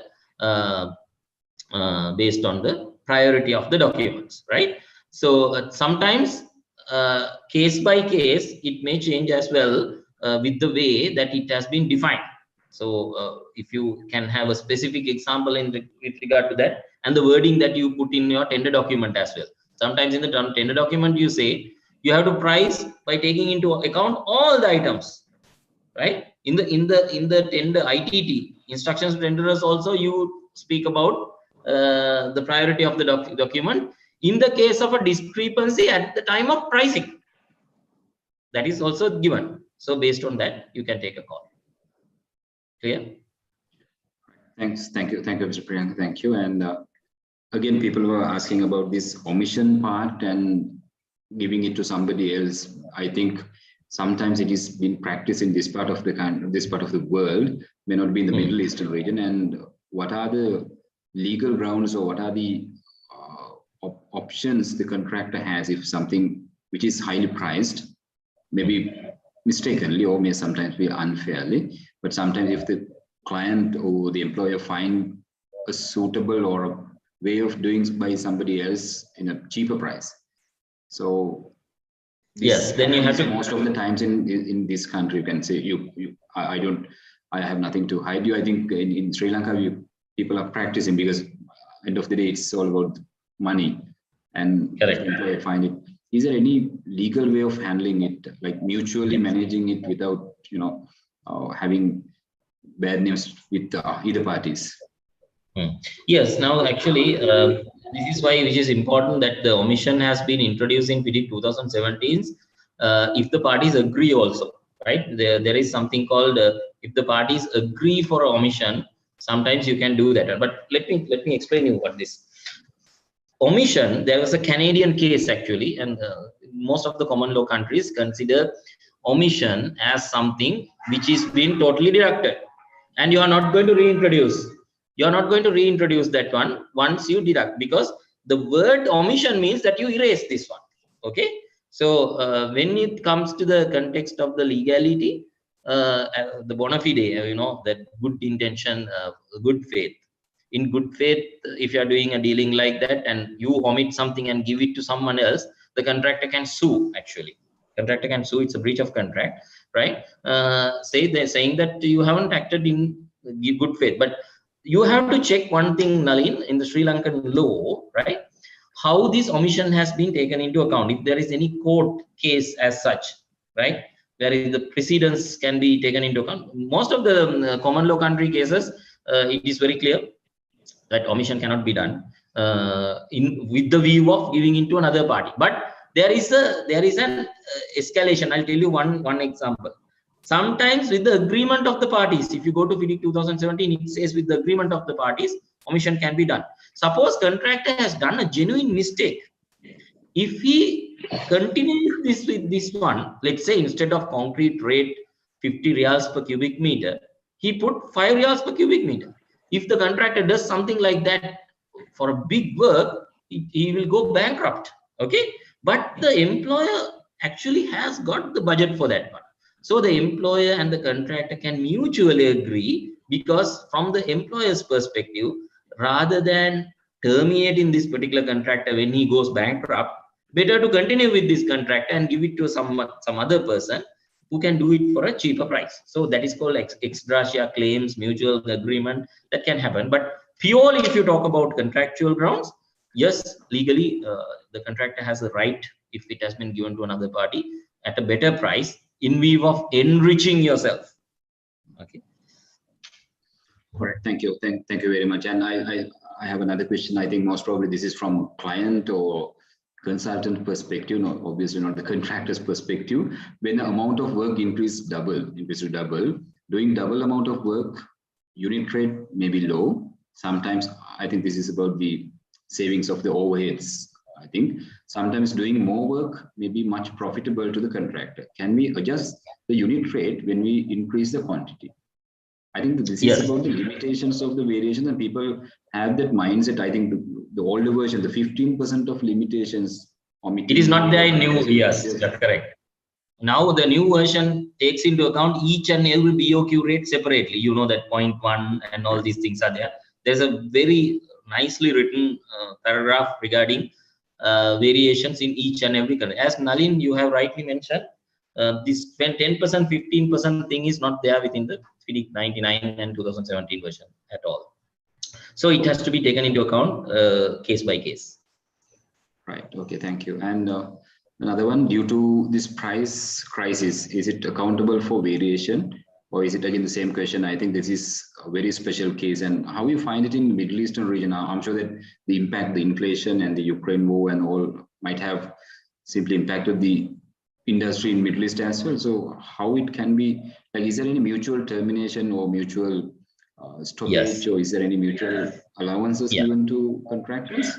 Yeah, see, the most of the time we enter into settlement agreements, in most of the cases when this sort of a thing comes to alter the terms of the contract. Actually, if it is a genuine case, because in most of the contracts the price is fixed, price fluctuation is not allowed. They have taken it out because it's a fixed price contracts which we are normally using in this part of the world. But when you talk about the substantial changes in the rates, by looking into the humanitarian grounds and all, we enter into a supplement to the agreement, right? Supplement to the agreement, and accordingly we adjust if it is a fair case. And one more thing I want to tell you now, for example, fluctuation of oil prices, because it says if there are any changes in the law, right? So in the context of change in the price, legalized, given by the government, by the government, not any other bodies, by the law, you can change, right?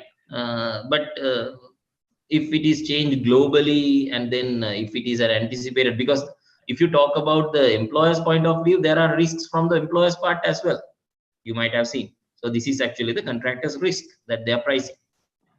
Like that we can do. Yes, in Sri Lankan context, there are a lot of financial issues as well, like opening an LC, and there are some certain deposits to be paid for a contract. I think there are a lot of financial costs as well involved. And there's another question: what is defined and undefined provisional sums? Is there a term called defined provisional sum and undefined provisional sum, and how it can be? Yes, it is coming in NRM. Actually, new rules of RIC's new rules of measurement looks into that one like this. Actually, defined provisional sum is exactly what are the type of works that you are going to do. Undefined provisional sums can be a contingency, right? You are saying you use some loose words like modifications, right? You are allowing a certain amount of money for modifications. But a defined provisional sum is that you are saying, okay, you excavate and cut away a particular chunk of soil. Then you know that the rate involved into that particular work is known. So it is something like a defined thing, right? Undefined thing is mostly like a contingency. So that is how it is defined. If you go to NRM 2, I believe, NRM 2 gives the correct definition of the defined provisional sums and undefined provisional sums.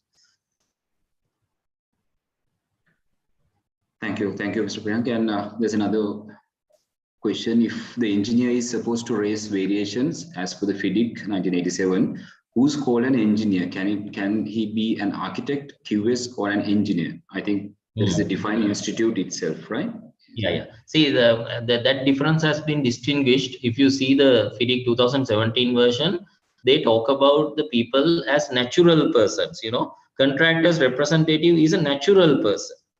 The engineer is an entity, right? So that distinguishment is not there within FIDIC 99 and SPD 2. But yes, of course, the engineer is not a profession of the engineer. It's the defined term engineer, which starts with capital E, which is pertaining to an organization. So architect can be an engineer if he is a sole proprietor of a particular organization, and he can be considered as an engineer, not a question.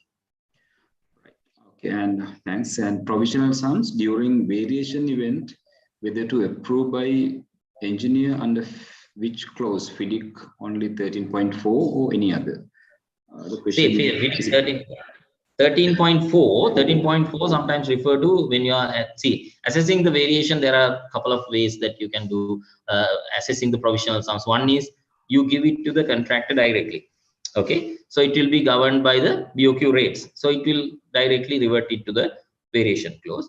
And if it is a nominated subcontract or a nominated supplier, you have to have a separate document between the contractor and the nominated subcontractor. So it is basically revolving around 13.4, but most of the clauses in clause 13 can also be applicable. Even 13.2 can be applicable when you appoint a nominated subcontractor, and later on there are value engineering clauses. All right, thank you. And this is pretty much the same question with figures. It is mentioned if the project value say 1 billion, and due to current situation, it has gone up to 2 billion. Now the client and the contractor agree to perform work up to 1 billion, because I think with the limitation of the budget, and terminate the contract. So can the contractor ask for loss of profit? Yes, there are ways and means. The loss of profit can be, you mean increasing it by from 1 million to 2 million, or the other way around? No, I did not get it. Like say the value has been, the current value has been increased up to 2 billion, but the employer has a budget of 1 billion, and original contract was 1 billion. So the contractor will finish it by 1 billion because of the budgetary limitations, but it would have gone to 2 billion, or he has lost certain amount of loss of profit. So that can be claimed. I think the termination itself is a mutual termination. At that point, these terms has to be negotiated, I believe. Correct, 100%. If the employee is at default, there is a provision for loss of profit claim. But if it is a mutual termination with the understanding, because the notion is like that, you cannot ask for loss of profit for unexecuted work. It's like that you have this particular bottle, but you are not selling this particular bottle, right? So if you are not selling this particular bottle, you cannot ask for that overhead and profit, the profit element. But if the employee is at default, that generates the contractor to lose his rights, his opportunity cost. Although those things will come into play, but as a mutual agreement, normally the loss of profit will not be claimed. It is based on the terms and conditions of the mutual agreement. Thanks, thank you, Mr. Frank. And if you wouldn't mind staying 10 minutes more, and Sanjay, is there any opportunity to give this raise hand participants to shoot their questions directly? Are we going for these verbal questions as well? We have 2 raise hands. We have 2 raise hands, and gentlemen, now it is 3. And if we have been limited to maximum 5 raise hands, and please, gentlemen, ladies, if you have these questions, please shoot it very briefly and quickly, and we will limit it to 30 to 40 second maximum. And our resource person will reply within 1 minute's time. So we'll limit it to maximum 5 questions, Sanjay. Yeah. We'll start with Nadir Milan. Yeah. Hello, can you hear me, sir?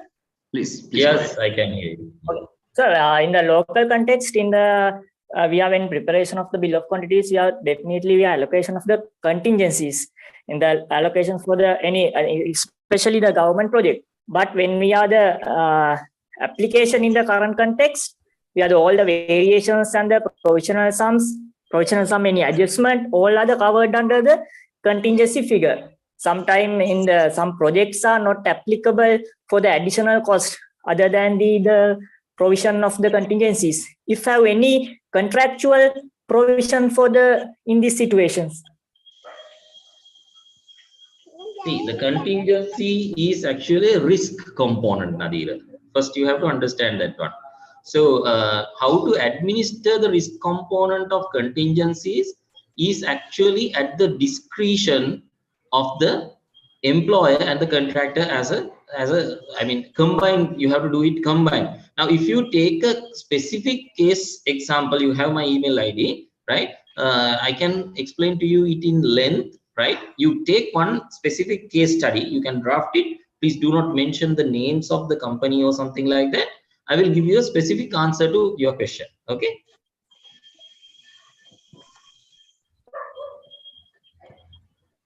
Mohammed Rafiz? Yes. Yes.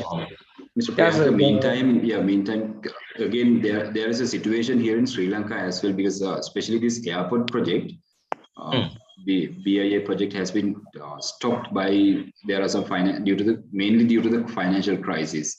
So there were a lot of prominent contractors who involved with this project, and can they go for loss of profit or that sort of claims? There were some questions from the audience. Any advice you can give? Yes. You can go for loss of profit if the employee is at default. There are certain cases where the employee is at default. What I can tell you is that cost plus profit. Now there are certain places where you can see within FIDIC itself, the word cost plus profit is there. Contractor can claim for cost plus profit, not only the cost.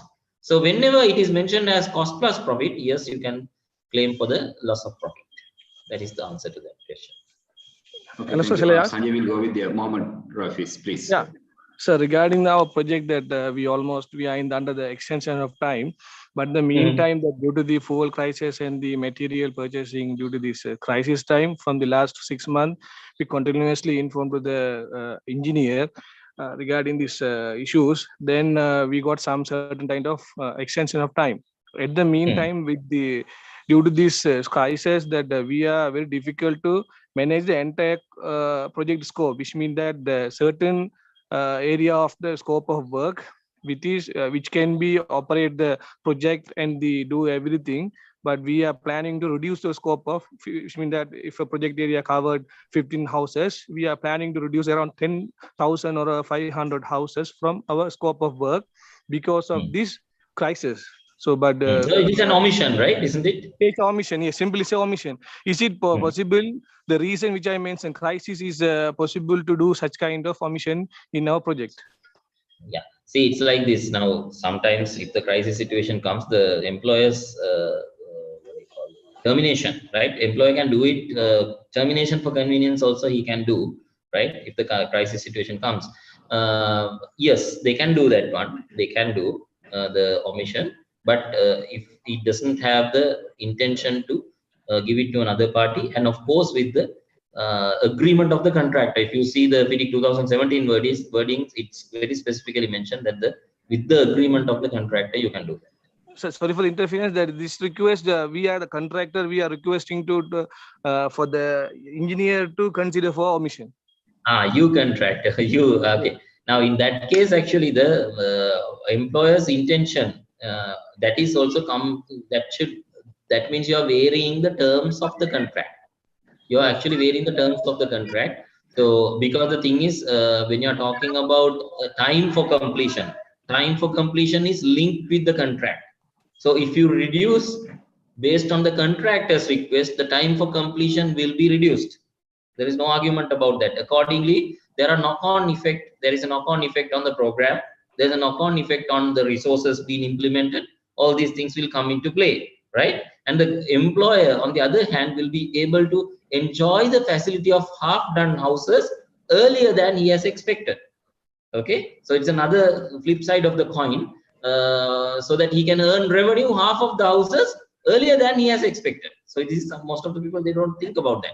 So looking at the pluses and minuses of this sort of a thing, sometimes the employer may agree, but it has to be reinforced with the supplement to the contract agreement.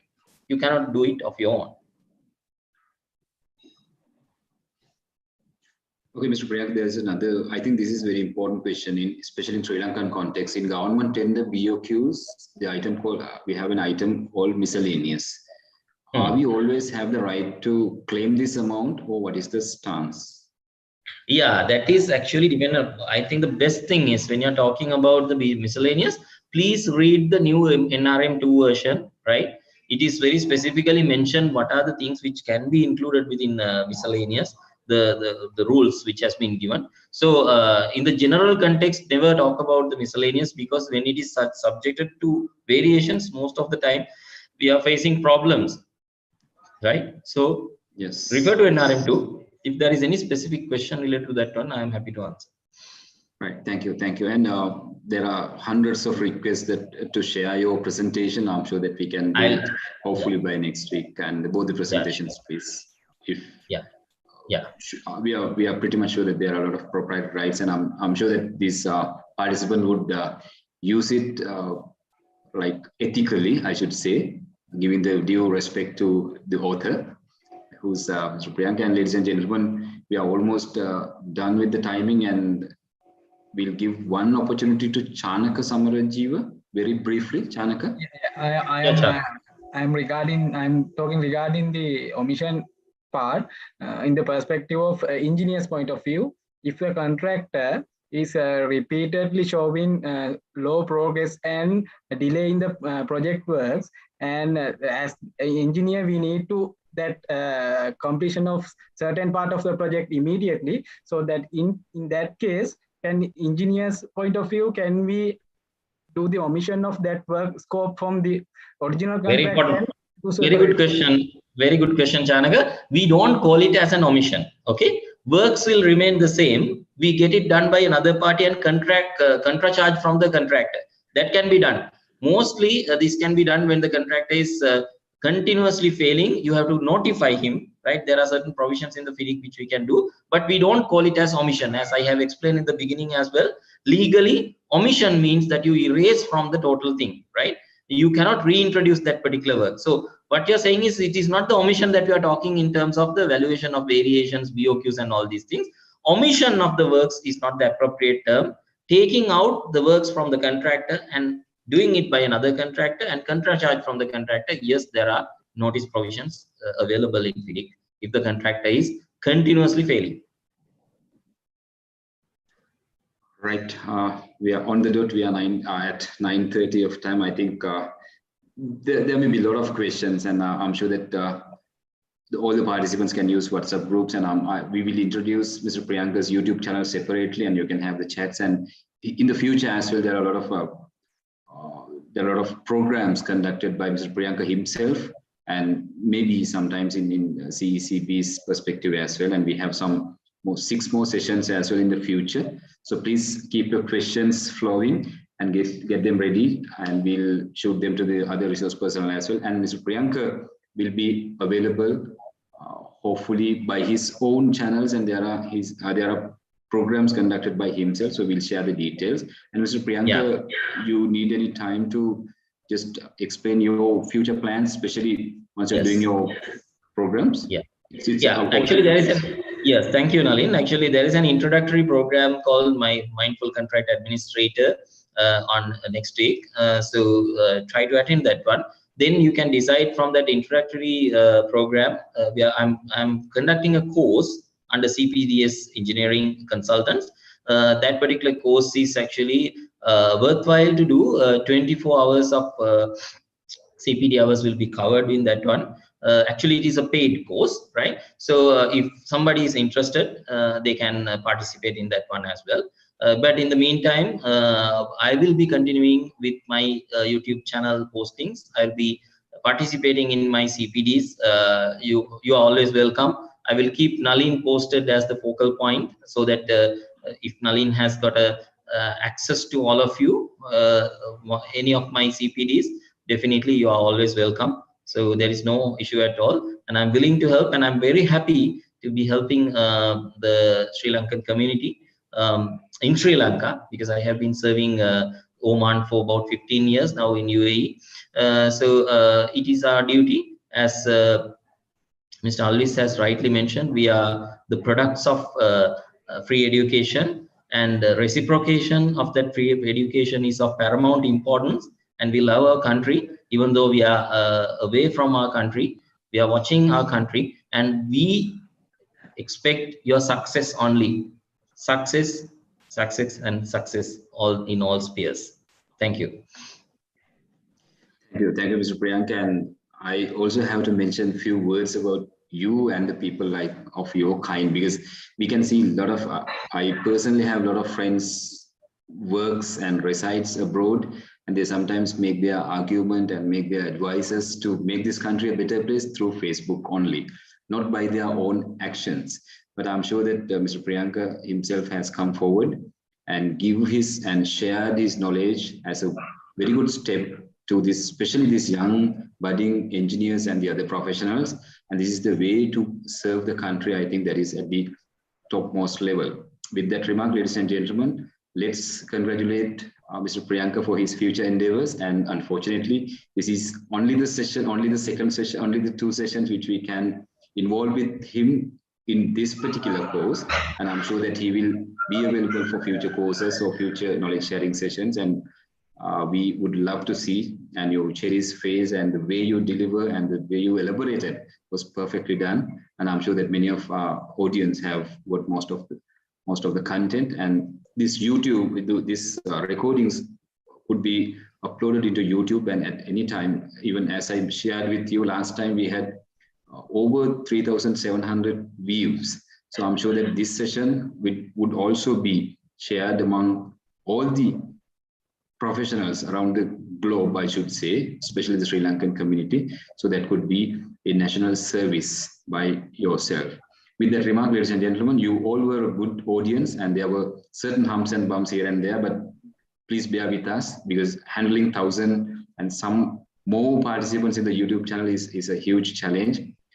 There were a lot of people behind these curtains, Sanjay, Sarasi, and especially the training unit of CECB led by Chandana. And there are some other people who helped this, and especially the Zoom masters. And as well as we have a lot of people who help this and who are not visible in front of this audience, especially Dilum and the supporting team. With that gratitude for them as well, we would like to conclude the session, and we will see you by next Sunday at the same time, 7:30. And we have another 6 more sessions, and that would definitely uplift your career and your professionalism. Thank you very much, ladies and gentlemen. Have a pleasant evening and good night. Good night. Thank you, Mr. Priyanka. Thank you.